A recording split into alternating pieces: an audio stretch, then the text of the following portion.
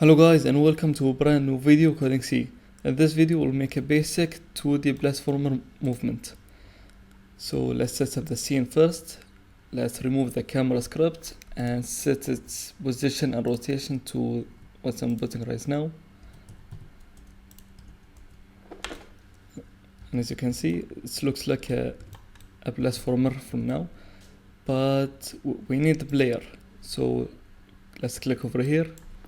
Let's change the name to player and let's add a component. The component that we want to add is a collision, but not any collision, a character collision. And I'm gonna tell you why later. And for over here in the collider shapes, we choose which collision we want to add. Either it was a box, capsule, asset or cone, or anything as you can see. Let's give it a sphere collider because our character is a sphere for now.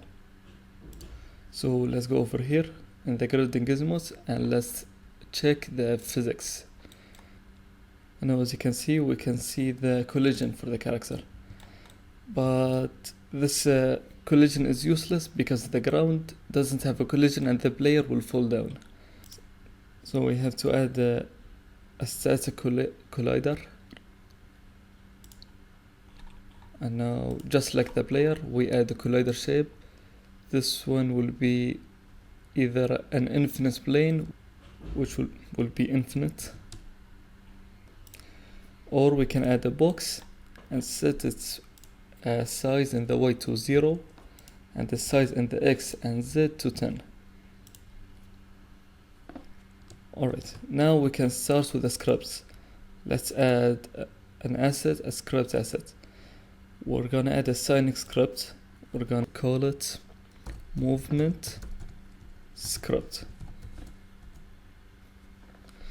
And if you go up here and press in the open in IDE, it's going to open Visual Studio for us.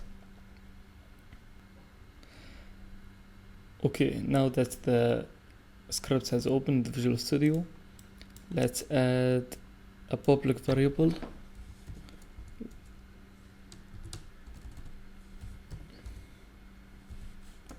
Public float, and it will be for speed, and we'll set the speed to 12. And now we need to reference our character component, which is the collision, which is the character controller. So let's type private character, and before that let's go to over here using stride those physics, and now we can add the character. Private character component, we're gonna call it a controller, and in the start method, let's reference the component to it. Let's type entity dot get character component. Okay, and now that we started, let's go to the update void and let's type if input dot is key down. And what will this do is it will check which key that I am pressing right now, and let's set the key to a D. And now if I press D, nothing will happen, but we'll need to make the character move to the right. So let's get our controller dot set velocity, and now we make a new vector3, and now we'll use our speed to move the character to the right. Let's type else if input dot is key down,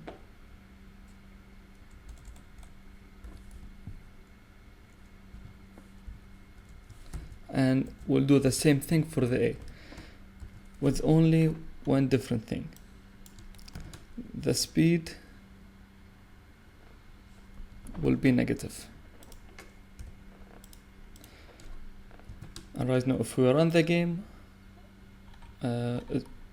it will not work because we need to add the character script to the character itself. Let's add it, and as you can see, we can edit the speed because it's public. And if we run the game,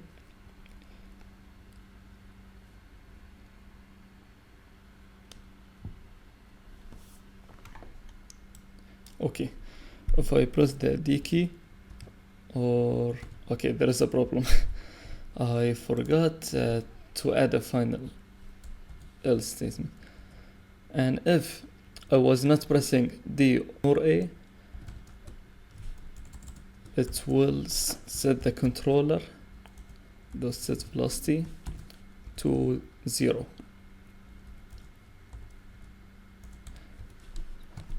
And now it should work.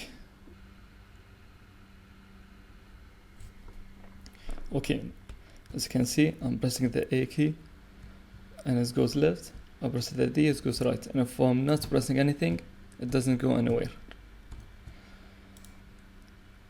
And now, what if our character wants to jump? Let's go over here. Let's add another public float. Let's call it jump force. Let's give it 6.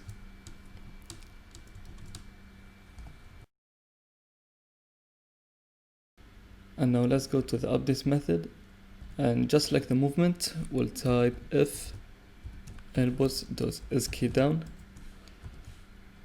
keys dot space. But let's say we want the player to jump when it's already grounded. We don't want it to jump infinitely like it's flying or like it's Flappy Bird. So let's type and controller dot is grounded equals true.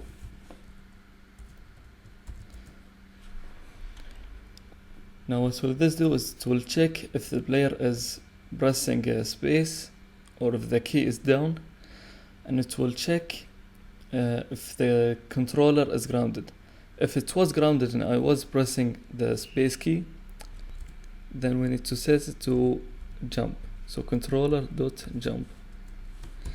But before we do that, we need to set a value for the jumping. So let's type new vector 3. The X will be 0, but the Y will be the jump force that we made, and the Z will be 0. And just like that, we're finished from making the basic character movement. Let's try to run the game. As you can see, I can go right and left.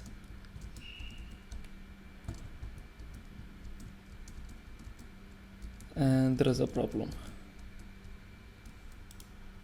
Okay, and the problem is that we set to is key down. So it will check if we're already pressing the space key, but we don't want it to do that. We want it to check if is key pressed. And now it should work. And as you can see, we can move right and left, and now we can jump. The jumping might not be really quick and the gravity is really weak, but you can change it in the settings over here. It's really easy.